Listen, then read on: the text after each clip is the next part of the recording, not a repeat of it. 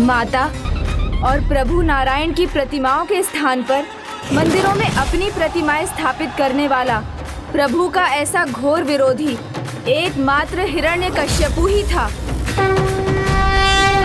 हिरण्याक्ष का वध प्रभु श्री हरि नारायण ने वाराह अवतार लेकर किया था।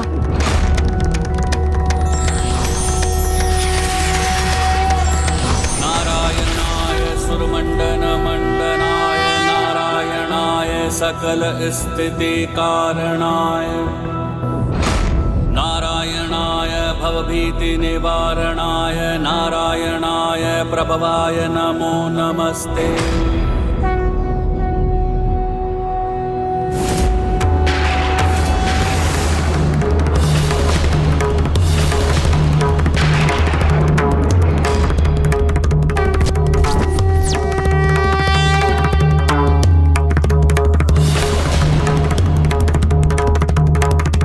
और हिरण्यकश्यपु का वध प्रभु नारायण ने अपने नरसिंह अवतार में किया था।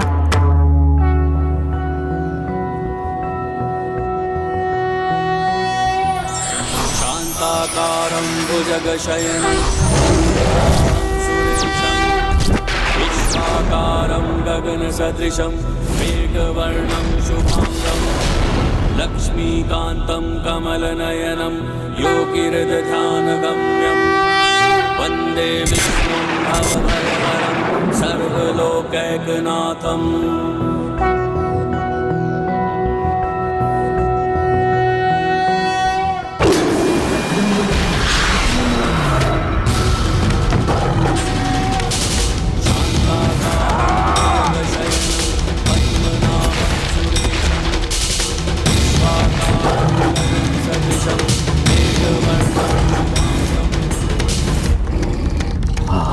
इन दोनों का भी अंत ना हो जाए। मेरा भी अंत नहीं कर सकेंगे आप इस बार आप नहीं, मैं संहार करूंगा आपका।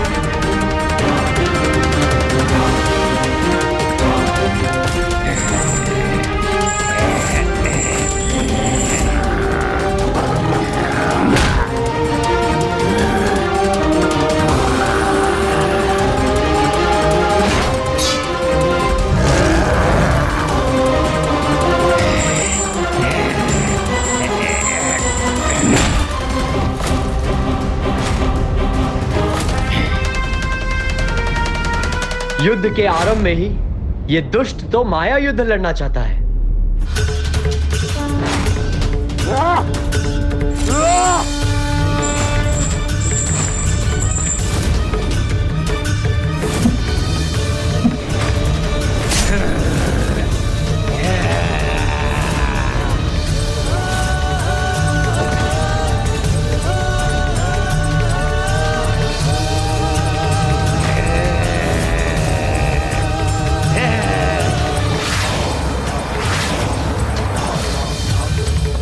घाता हिरण्याक्ष की कैसी दुर्दशा हो गई है।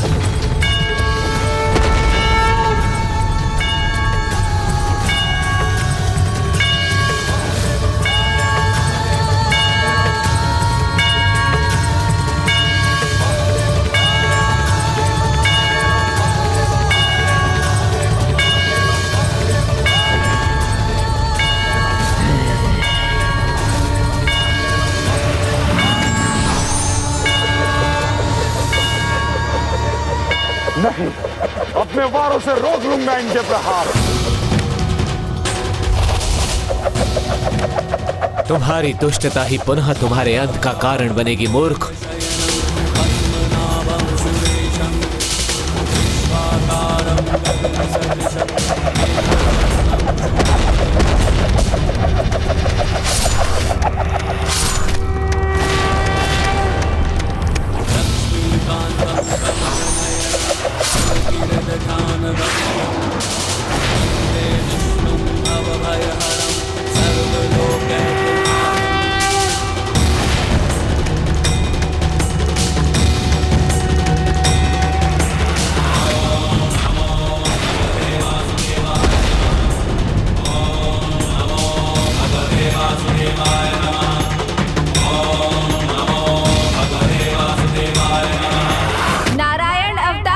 श्वेत वाराह की, नारायण अवतार प्रभु श्वेत वाराह की, नारायण अवतार प्रभु श्वेत वाराह की।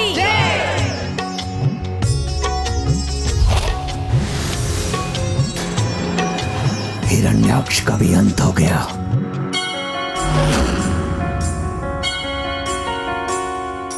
नमः स्वयंभुवे तुम्यं सृष्टे सर्वार्थवेदिने, नमो हिरण्यगर्भाय वेदसे परमात्मने।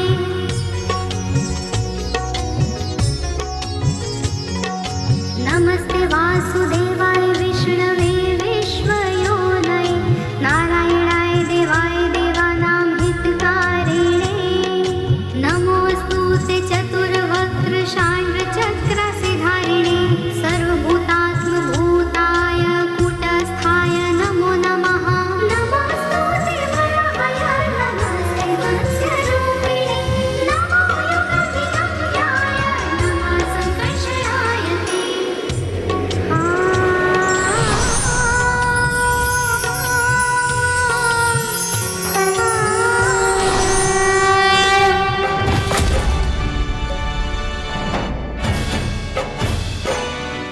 खाता हिरण्याक्ष के वध का प्रतिशोध लूंगा मैं।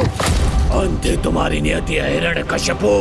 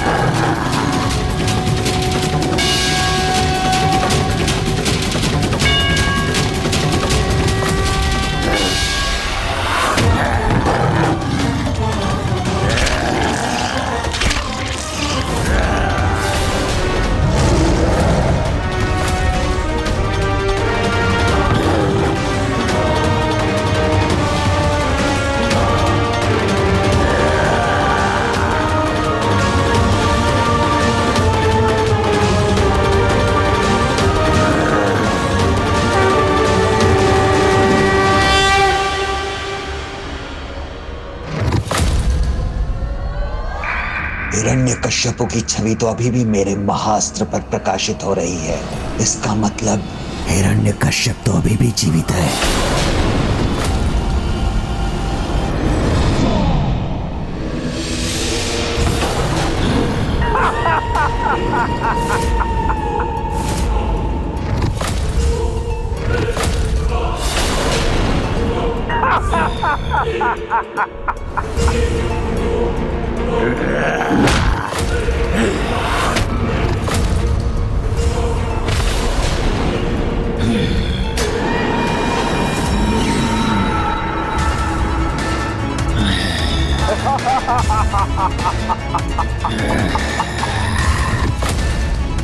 मैंने कहा था ना, इस बार मेरा वध कोई भी नहीं कर सकता, आप भी नहीं। हिरण्यकश्यप में जीवन भी है, साहस भी है और शक्ति भी। इसकी मृत्यु तो प्रभु नरसिंह के द्वारा ही हुई थी, फिर ये बच कैसे गया? न दिवस में न रात्रि में, न भीतर न बाहर, न आकाश में न पाताल में, न नर से न देव से, न मंत्र से न तंत्र से मेरे प्राण किसी से भी न जा सके। तथास्तु तथास्तु तथास्तु।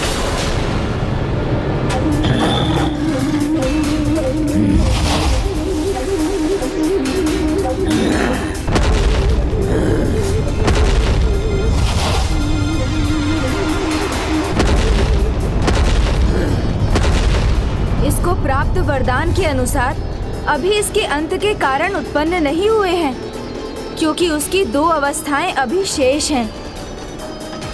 प्रथम न दिन में इसका वध हो सकता है और ना ही रात में, और द्वितीय ना ही भीतर ना ही बाहर इसका अंत होगा। एक अवस्था तो गोधली वेला से पूरी हो जाएगी, यानी संध्या काल, किंतु दूसरी अवस्था के लिए यहाँ किसी द्वार की चौखट कहाँ है?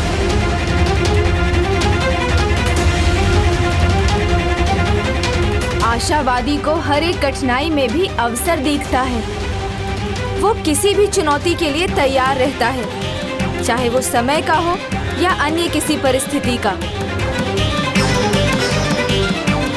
हमें जो करना है संध्या काल की समाप्ति से पहले करना होगा।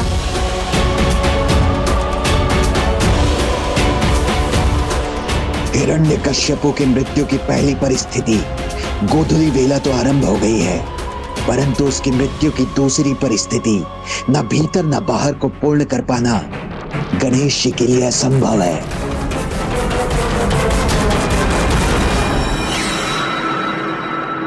मैं प्रभु विश्वकर्मा का आवाहन करता हूँ। प्रणाम माता। कल्याण। विश्वकर्मा जी, मेरे आवाहन पर यहाँ पधारने के लिए आपका धन्यवाद। अब जो आवश्यक है वो करने की कृपा कीजिए।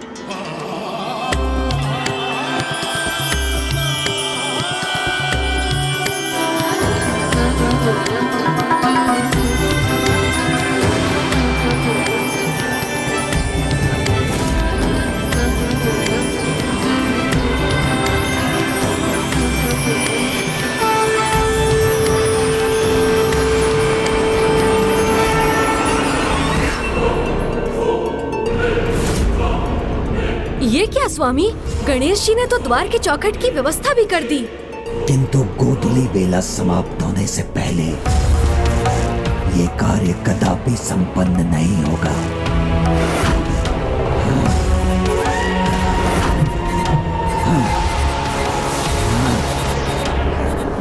अत्यंत के स्थान का निर्माण मत करने दो इन्हें। अत्यंत के स्थान का निर्माण मत करने दो इन्हें। अत्यंत के स्थान का निर्माण मत करने दो इन्हें।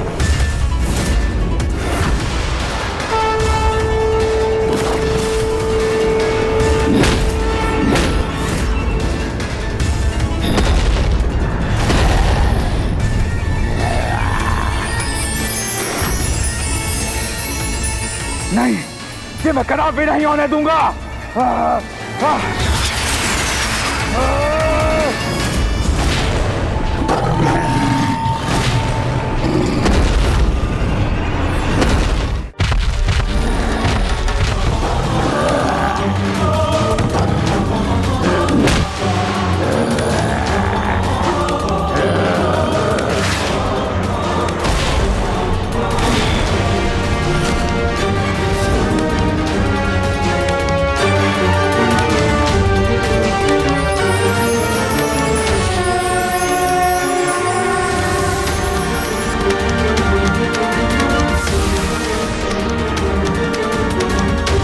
जाओ पापी, जाकर अपनी रक्षा का प्रयास कर लो।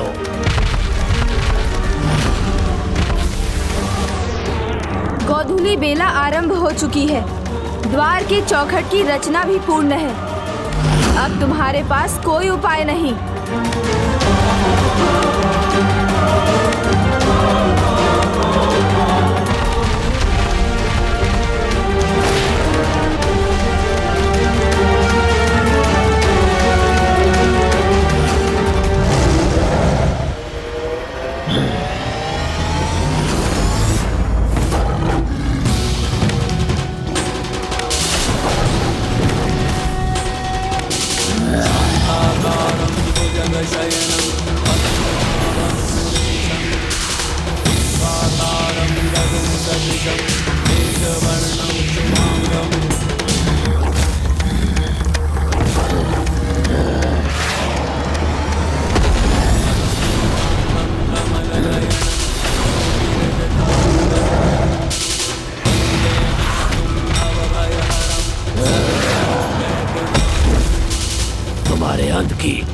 हर एक बाधा मिट चुकी है।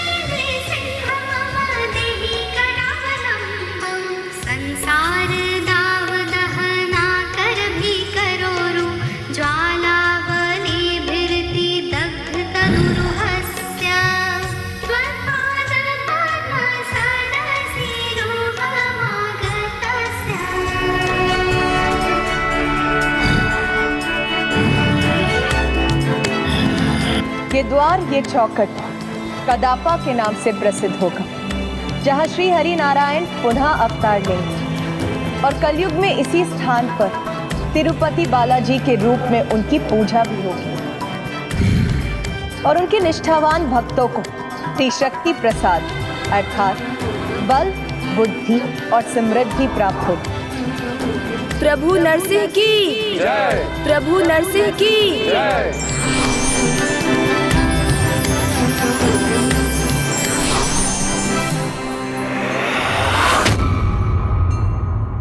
आप युद्ध में पराजित होकर अभी भी युद्ध में लगे हैं। हमारी पुत्री हमारी प्रतीक्षा में होगी। उसकी मधुर और स्नेह भरी वाणी सुनकर आप इतने आनंदित हो जाएंगे कि आप युद्ध तो क्या सब कुछ भूलने पर विवश हो जाएंगे।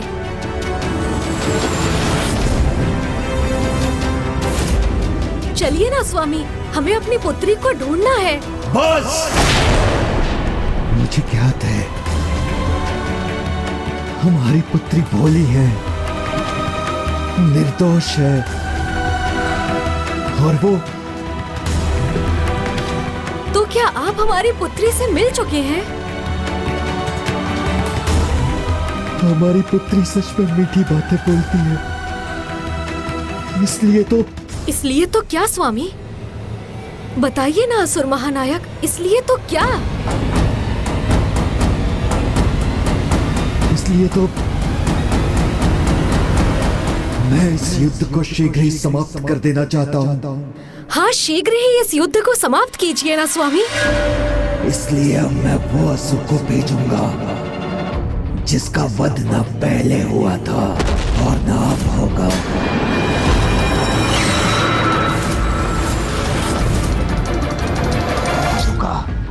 जिसका वध न पहले हुआ था और न अब होगा। कौन? किसे भेजेंगे आप?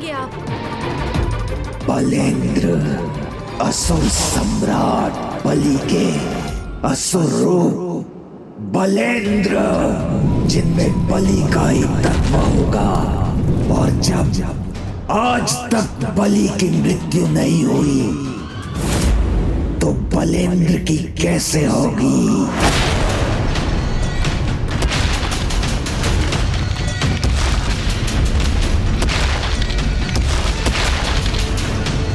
ये किसकी भयंकर पदचाप है? अब किसे भेजा है दुष्ट भंडासुर ने? और वो हमें दिखाई क्यों नहीं दे रहा है?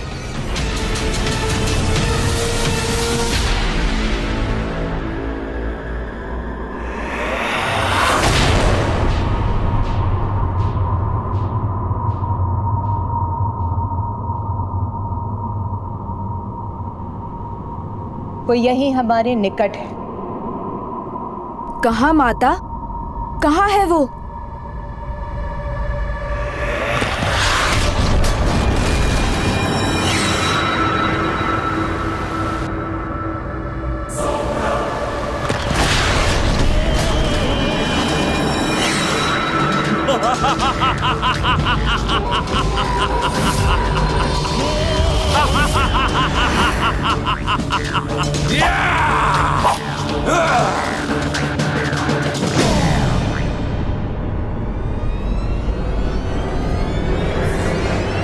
मुझसे मेरा परिचय नहीं पूछेंगे गणेश जी। आप तो स्वयं अपना परिचय देने के लिए उतावले हो रहे हैं और युद्ध भूमि में उतावलेपन का एक ही परिणाम है, भयंकर मृत्यु। ये आपका दुर्भाग्य है गणेश जी।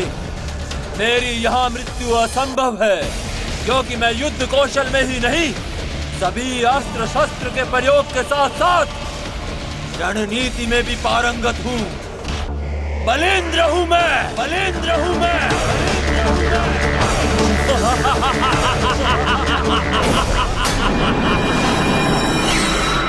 मैं कहाँ से आकर युद्ध करूंगा और कहाँ अदृश्य हो जाऊंगा, ये किसी को ज्ञात नहीं।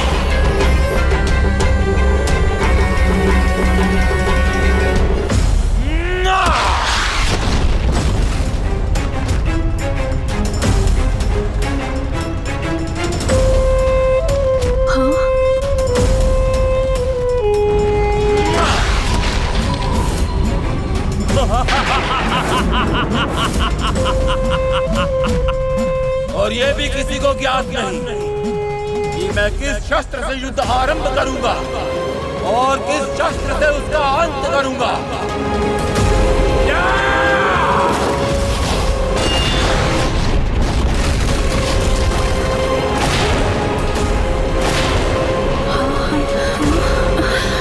इस दुष्ट ने अभी तक तो अपने मायावी अस्त्र के प्रभाव से असुरों को भेजा, किंतु इस बार महाराज बलि के तत्व से बलिंद्र उत्पन्न कर दिया।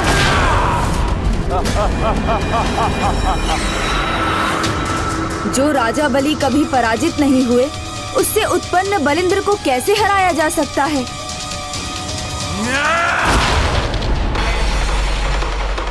आप कहिए गणेश जी, आप इस महायोद्धा बलिंद्र से युद्ध करने किसे भेज रहे हैं?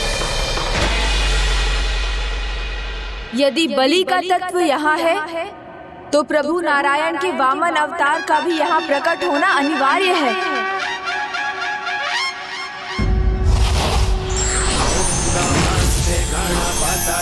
त्वमेव प्रत्यक्षं तत्त्वमसि, त्वमेव केवलं कर्तासि, त्वमेव केवलं धर्तासि, त्वमेव केवलं हर्तासि। प्रभु के वामन अवतार के दर्शन पाने का सुख तो हम सभी प्राप्त करने के लिए लालायित हैं। वो ही बलिंद्र को वश में भी करेंगे।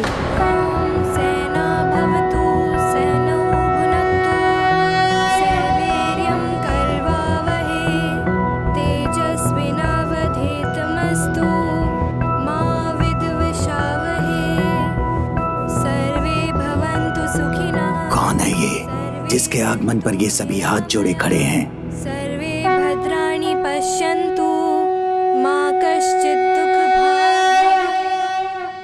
बलिंद्र के साथ ही कैसा उपहास किया है। एक साधारण बालक को भेज दिया जिसे पाठ करने के सिवाय कुछ नहीं आता होगा। ये करेगा मुझे पराजित। ये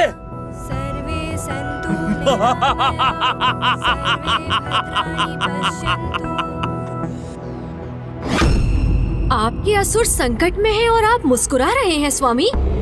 गणेश जी को भली भांति ज्ञात है कि महाराज बलि को नारायण के वामन अवतार ने ही वश में किया था। उनके द्वारा बलिंद्र के वध की कोई चिंता नहीं है आपको? नहीं, वामन किसी का वध नहीं करेंगे क्योंकि वो एक योद्धा नहीं, एक संत के समान है। मंत्र शस्त्र नहीं बनते, और संत योद्धा नहीं बनते। इसलिए इस बार तो मेरी ही विजय होगी। अनुज गणेश, प्रभु नारायण के वामन अवतार युद्ध नहीं करेंगे तो फिर इस असुर का वध कैसे संभव होगा?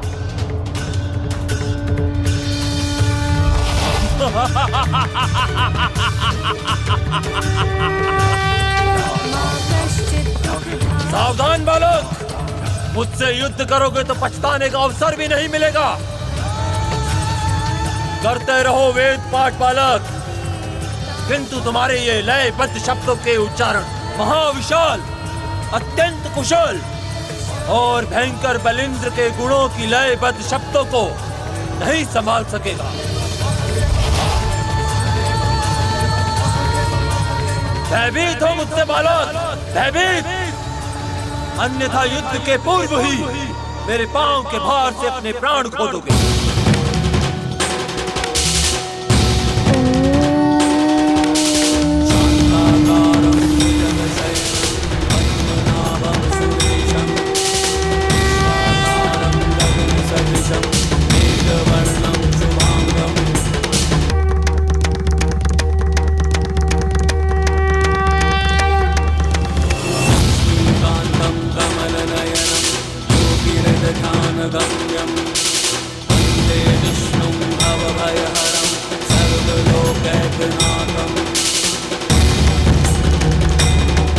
नहीं,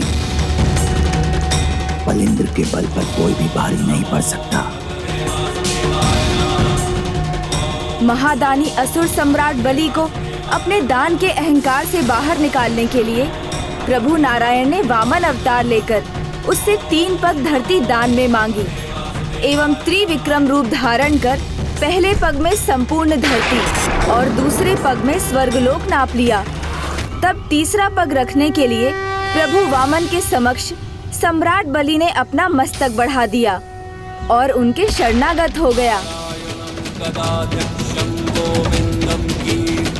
प्रभु वामन ने पुनः त्रिविक्रम रूप धारण कर इसके सिर पर अपना पग बढ़ा दिया है। अब बलिंद्र शरणागत हो गया तो इसकी रक्षा होगी, अन्यथा इसका अंत निश्चित है।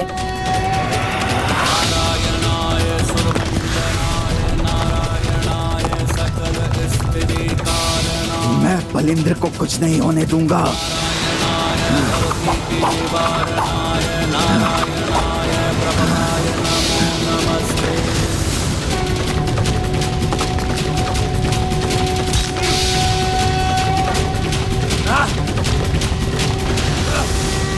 ये क्या, मेरे अस्त्र मुड़ते क्यों जा रहे हैं?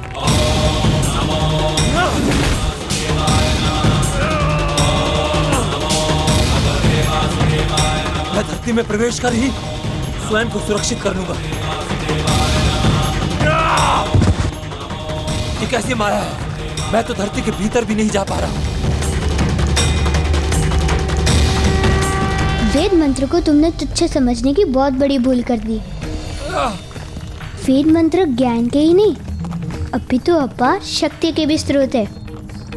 इनके मंत्र को पाठ करने वाला चाहे किसी भी आकार का हो, उसका अंतर्मन, उसकी आत्मा ब्रह्मांड के समान विशाल हो जाती है और वो अपने आत्मबल से किसी को भी प्राप्त कर सकता है। जो भी हो, मैं अजय हूँ, राजा बलि के तत्व से उत्पन्न हुआ हूँ, जिसका कभी वध नहीं हुआ था, इसलिए मेरा भी वध नहीं हो सकता।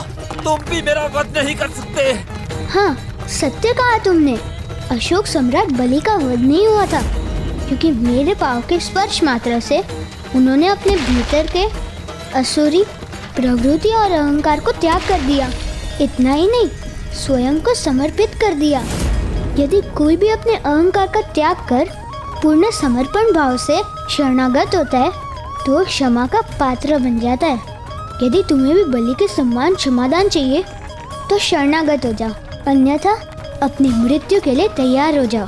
अपने झूठे शब्दों से मुझे भयभीत नहीं कर सकते तुम। मैं असुर महानायक भंडासुर के शरण में हूँ, तो तुम्हारे जैसे एक संत और तपस्वी की शरण में क्यों आऊं, जो ना युद्ध करेंगे और ना ही मेरा वध। किंतु श्री माता ललिता तो तुम्हारा वध कर सकती हैं।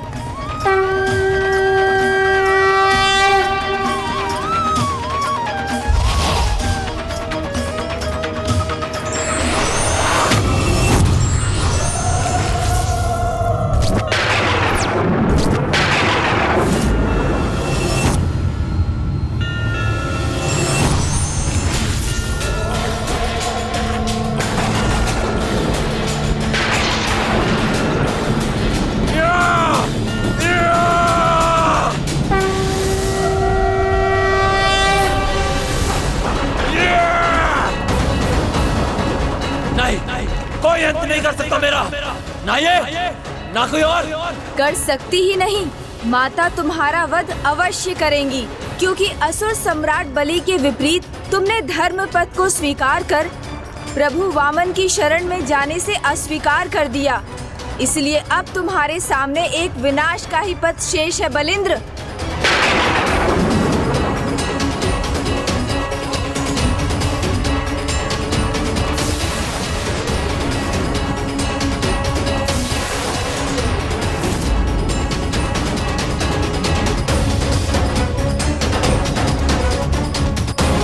इसलिए अब माता के महाकाया और महोत्साह स्वरूप तुम्हें तुम्हारी नेति से भेंट करवाएंगे बलिंद्र।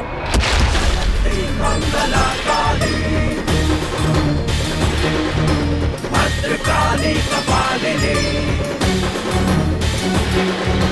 जयंती मंगला काली, भद्रकाली कपालिनी दुर्गा क्षमा शिवा दात्री, स्वाहा स्वधा नमोस्तुते, दुर्गा क्षमा शिवा दात्री, स्वाहा स्वधा नमोस्तुते, गौर स्वरूपा।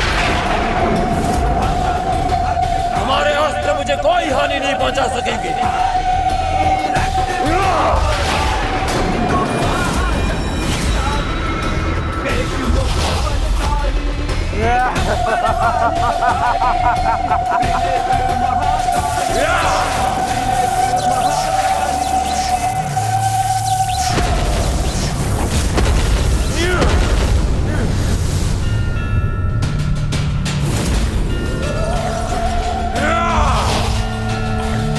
मेरा एक अस्त्र नष्ट किया है तुमने, किंतु पुनः प्रहार करूंगा मैं।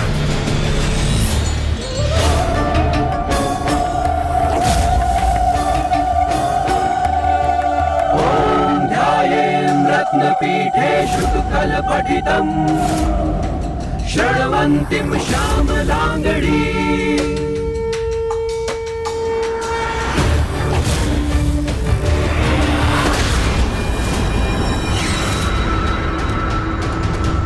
ये दुष्ट तो माया युद्ध लड़ना चाहता है। अब तुम देख भी नहीं सकोगी और मैं तुम्हारा अंत कर दूंगा।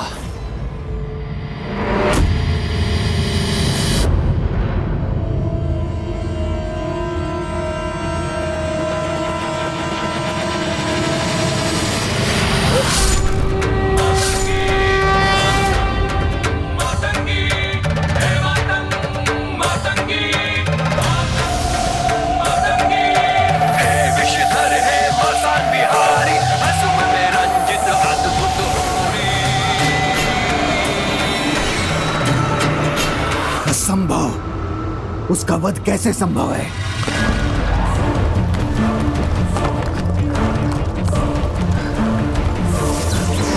नहीं, ये नहीं होना चाहिए था, ये नहीं हो सकता। प्रभु वामन की जय, माता महाकाया की जय, माता महोत्साह की जय, माता महाकाया की जय, माता महोत्साह की जय।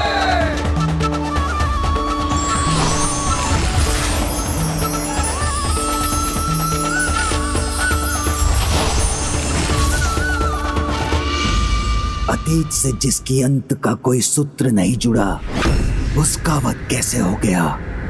कदाचित आप अपनी पराजय में जय को ढूंढ रहे हैं। मान लीजिए ना कि आप पराजित हो चुके हैं। बस, ना पराजित हुआ हूँ और ना होऊंगा।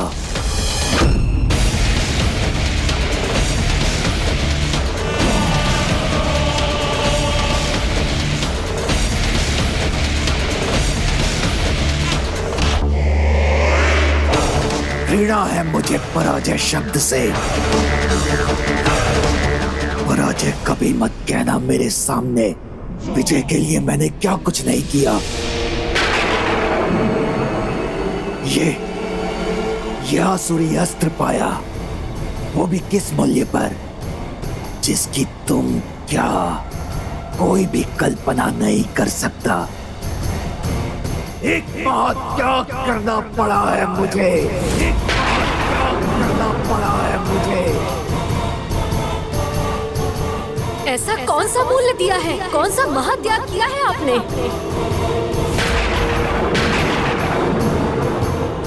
इसके सामने मैं क्या कह गया?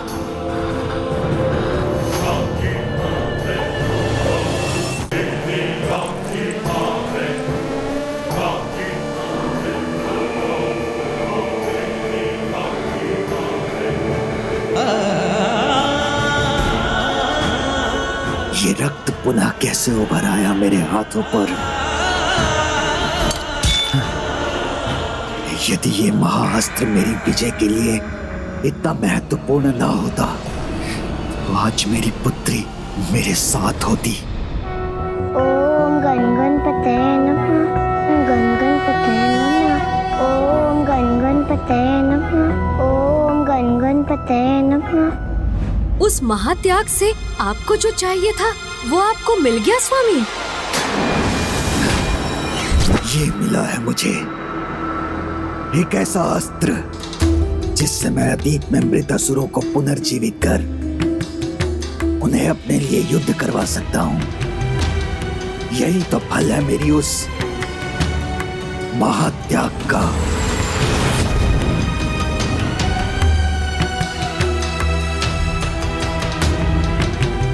किंतु मेरे वो सभी असुर एक एक कर पराजित होते जा रहे हैं। इसलिए मुझे लग रहा है जैसे मुझसे कोई बहुत बड़ी भूल तो नहीं हो गई। ओम गण गणपते नमः, ओम गण गणपते नमः। मुझे विश्वास है मेरे त्याग में कुछ कहीं अवश्य छूट गया है मुझसे। ओम गण गणपते नमः, ओम गण गणपते नमः। इसलिए मुझे असफलता का मुख देखना पड़ रहा है।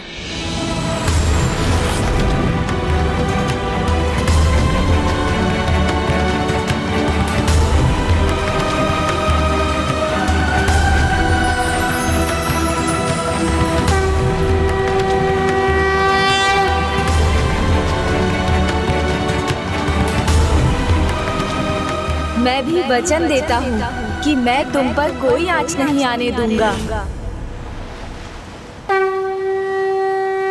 और अपने वचन का मान रखा गणेश जी। आपने मेरी रक्षा की प्रभु।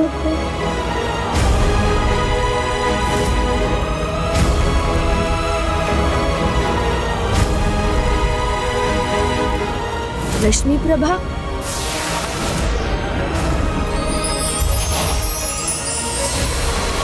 प्रभु गणेश जी, आपने अपने वचन को निभाया, मेरी रक्षा की। किंतु जिन्होंने मेरा ध्यान देने का वचन दिया था उन्होंने अपने वचन को भूलकर मुझे संकट में क्यों डाला प्रभु? मैं तुम्हारा पिता तुम्हें वचन देता हूँ कि तुम्हें कभी कोई हानि और कभी कोई कष्ट नहीं आने दूंगा। वो तो मुझसे बहुत स्नेह करते थे प्रभु, फिर उन्होंने मेरा विश्वास क्यों भंग किया?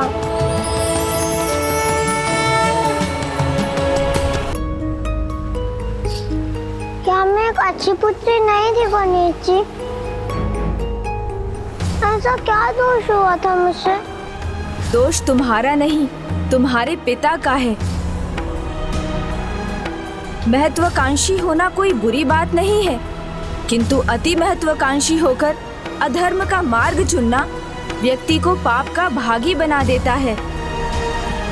भंडासुर ने भी ऐसा ही किया, केवल इसलिए कि वो महास्त्र प्राप्त कर माता ललिता को परास्त कर सके। भूल जो भी हुई हो, मुझे ये आसुरी महाअस्त्र किसी उद्देश्य के लिए प्राप्त हुआ है, और वो है मेरी विजय।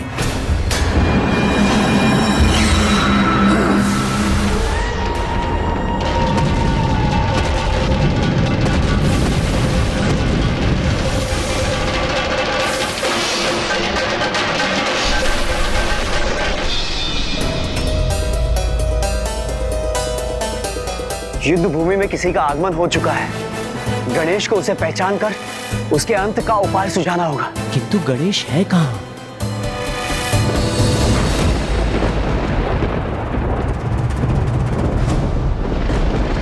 ये कैसा अंधकार छा रहा है?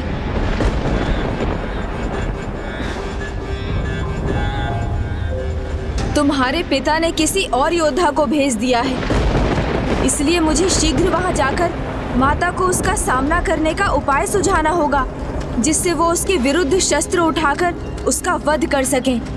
किंतु प्रभु, जाना तो मुझे भी होगा। तुम्हें कहाँ जाना है? और कहा, एक पुत्री अपने पिता के पास जाएगी ना प्रभु। पिता के पास? किंतु क्यों रश्मि प्रभा? मुझे विश्वास है, मैं उनसे कहूँगी ना तो वो अभी भी युद्ध रोक देंगे। नहीं, मैं ऐसा कदापि नहीं करने दूंगा। जब वो एक बार तुम्हारे जीवन को संकट में डाल सकता है, तो पुनः अपनी शक्ति पाने के लिए वो फिर से तुम्हें मृत्यु के मुख में धकेल सकता है। कुछ लोग किसी के खोने के बाद ही उसका महत्व समझ पाते हैं प्रभु। मेरे पिताजी भी मेरे महत्व अब तक समझ गए होंगे, इसलिए जब वो मुझे देखेंगे, मुझे अपने गले से लगाकर मेरी हर एक बात मान लेंगे। मैं और विलंब नहीं कर सकता, किंतु तुम वहाँ कदापि मत जाना। नहीं नहीं प्रभु, मुझे वहाँ जाने से मत रोकिए। मुझे पूर्ण विश्वास है, मेरे स्नेह में मेरे पिता का हृदय परिवर्तन करने की शक्ति है। आप मुझे जाने की अनुमति दीजिए प्रभु। आपको मेरी सौगंध है प्रभु। जब तक मैं आपको ना पुकारूं, आप वहाँ मेरी रक्षा के लिए नहीं आएंगे। जब तक मैं आपको ना पुकारूं, आप वहाँ मेरी रक्षा के लिए नहीं आएंगे।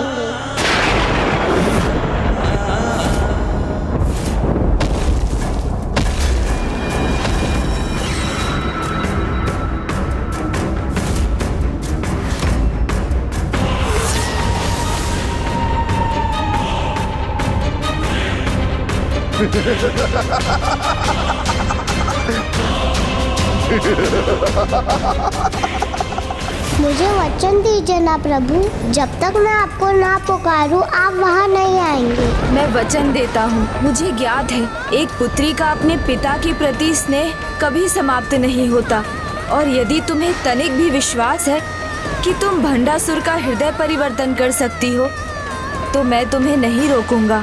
धन्यवाद प्रभु।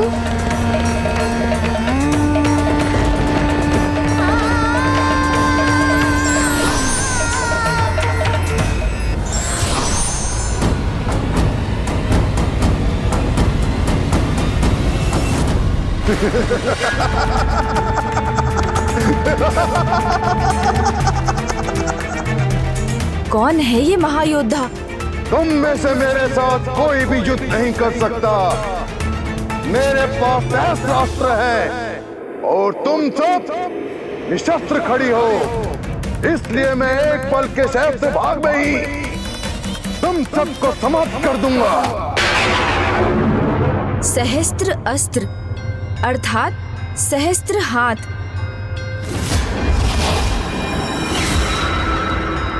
तो ये सहस्त्र बाहु है, अर्थात सहस्त्र बाहु कार्तिवीर्य अर्जुन, जिसका वध प्रभु परशुराम जी ने किया था।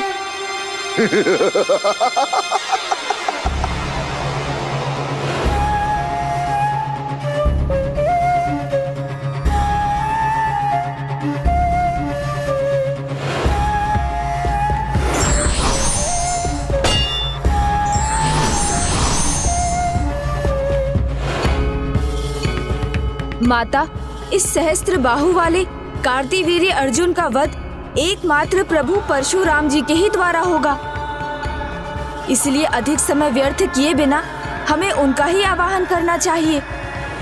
गणेश, परशुराम जी चिरंजीवी अनंत काल के लिए अपने ध्यान में मग्न है। उनका आवाहन कर उन्हें बाहर लाना असंभव, इसलिए हमें वहां जाकर उन्हें उनके ध्यान से बाहर लाना होगा। किंतु उन्हें उनके ध्यान से जागृत करने का अर्थ उनके क्रोध को भी जागृत करना। और इतना साहस कौन करेगा?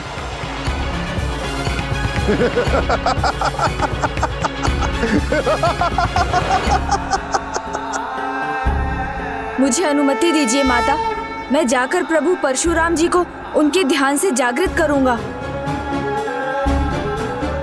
प्रणाम माता।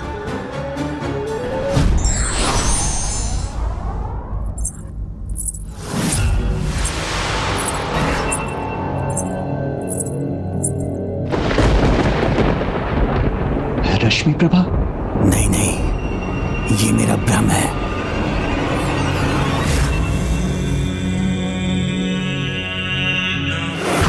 मैं महेंद्रगिरी पर्वत पर तो पहुंच गया,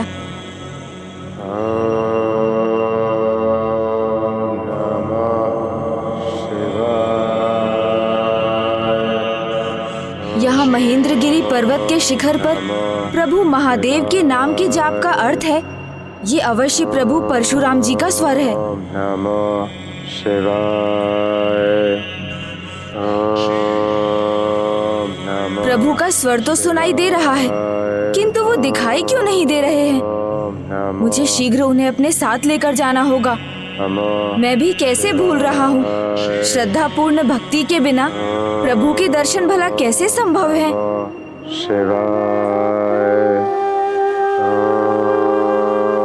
ओम ब्रह्मक्षत्राय महावीराय परशुरामाय नमः। ओम ब्रह्मक्षत्राय महावीराय परशुरामाय नमः। सर्वो रुद्रः पशुपतिरुद्रः नमः शिवाय। प्रत्येकं विचरति देवश्रुतिरपि प्रियायास्मै धामे प्रणिहितं नमस्योऽस्मि।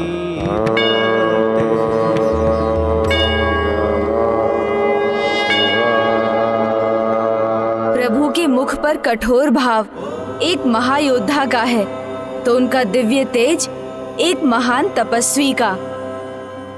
प्रभु, आपकी महिमा सर्वथा अद्भुत और अनूठी है।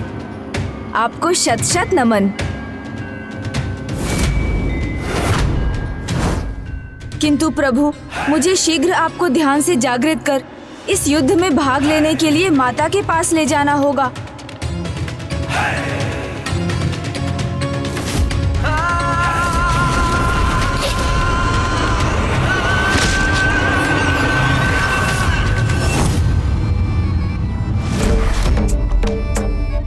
माता ने भी कहा था, उनके ध्यान से उन्हें जागृत करने का अर्थ है उनके क्रोध को जागृत करना। किंतु वहां युद्ध भूमि की स्थिति में तब तक कोई परिवर्तन नहीं आएगा जब तक प्रभु वहां नहीं होंगे, क्योंकि भंडासुर ने कार्तिवीर्य अर्जुन को भेजकर इस बार बहुत बड़ी चाल चली है।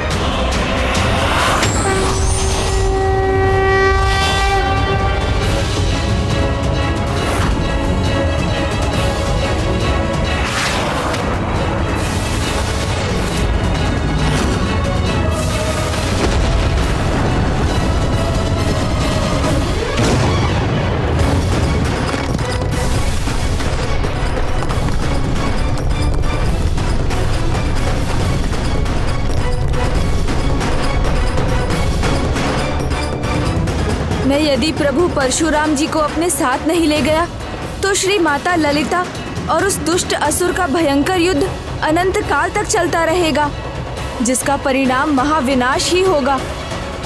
इसलिए मुझे प्रभु परशुराम जी को उनके ध्यान से जागृत करना ही होगा।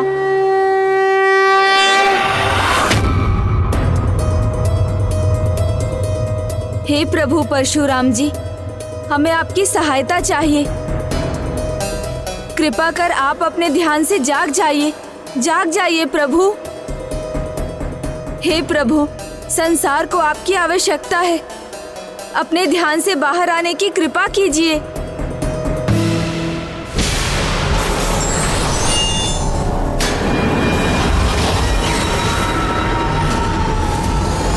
अब कार्तवीर अर्जुन, इस युद्ध का अंत कर मुझे विजयी बना देगा। पिताश्री, पिताश्री,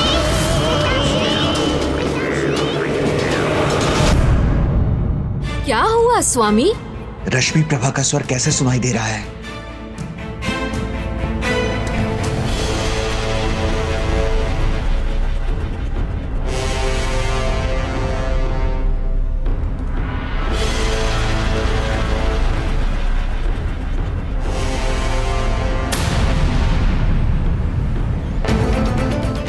ये तो रश्मि प्रभा का पद चिन्ह है।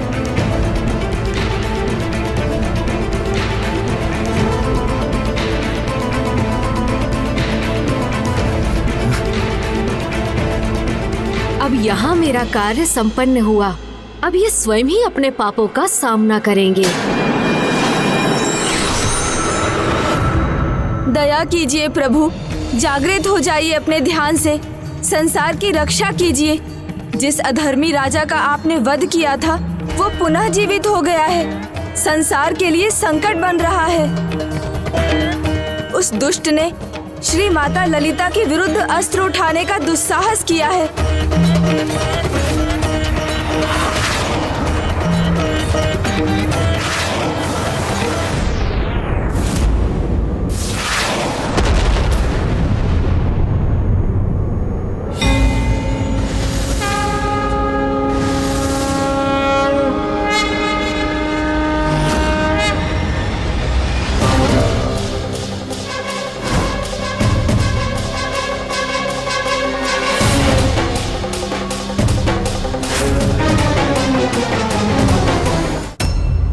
हे प्रभु, हम पर दया कीजिए।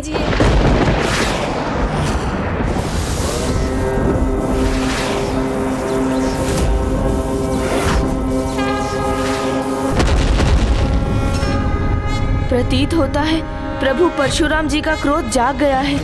मुझे इन्हें शांत करना चाहिए। ओम नमः शिवाय, ओम नमः शिवाय, ओम नमः शिवाय, ओम नमः शिवाय, ओम नमः शिवाय, ओम नमः शिवाय, ओम नमः शिवाय।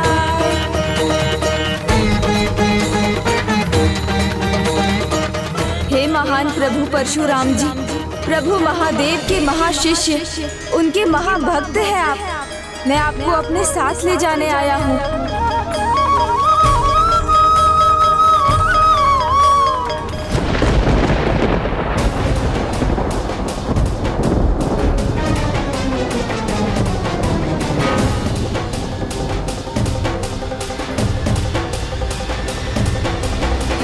ये किस भ्रम जाल में उलझ गया मैं। इन भवन के अवशेषों में, इन मिथ्या पद चिन्हों के पीछे क्यों आ गया मैं?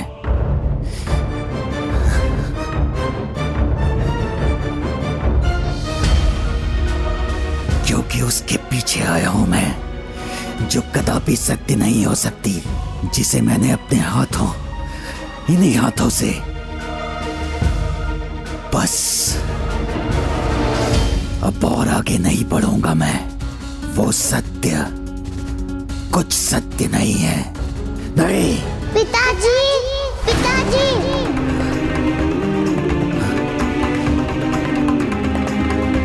पिताजी, पिताजी।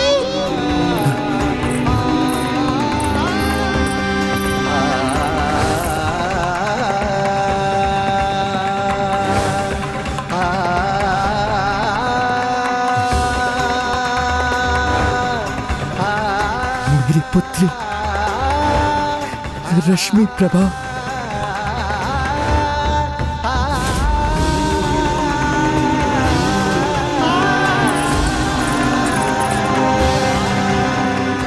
नहीं, ये सत्य कैसे हो सकता है?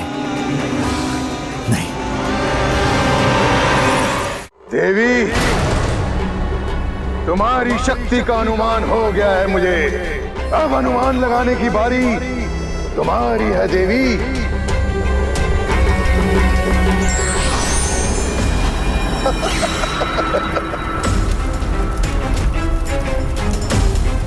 इस चुनौती का सामना करना अत्यंत कठिन है देवी, क्योंकि ये तो तुम भी जानती हो, यदि इन ज्वाला पिंडों को मध्य में रोका गया तो इसके विस्फोट से संपूर्ण ब्रह्मांड भस्म हो जाएगा, और यदि नहीं रोका गया तो तुम्हारी सेना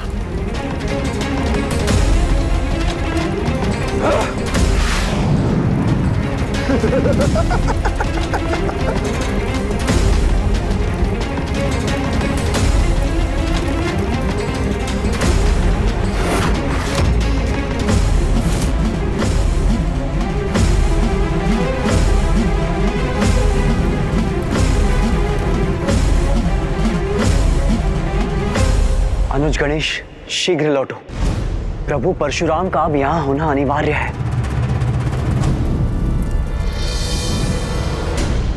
प्रभु, विनम्रता पूर्वक कहना चाहता हूँ, अनुरोध किसी सत्य कार्य के लिए हो तो स्वीकार कर लेना चाहिए।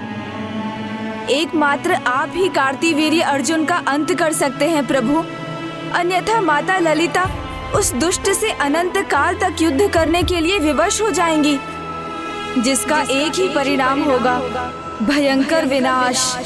सर्वनाश, महाविनाश होगा, विनाश होगा।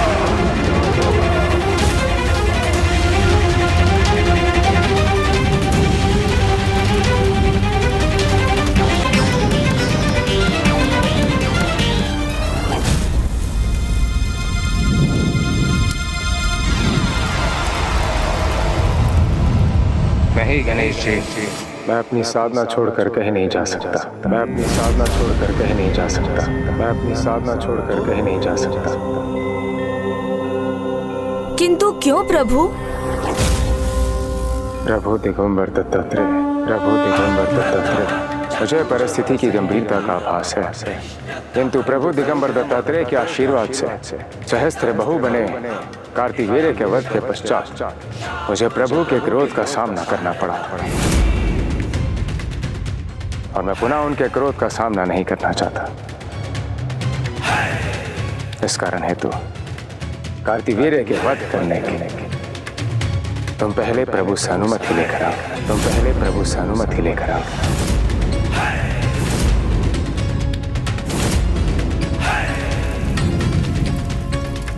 ये कैसी विपदा है? संकट निरंतर बढ़ता जा रहा है। प्रभु से अनुमति मिलते ही मैं तुम्हारे साथ इस युद्ध में भाग लूंगा। किंतु प्रभु, ओम नमो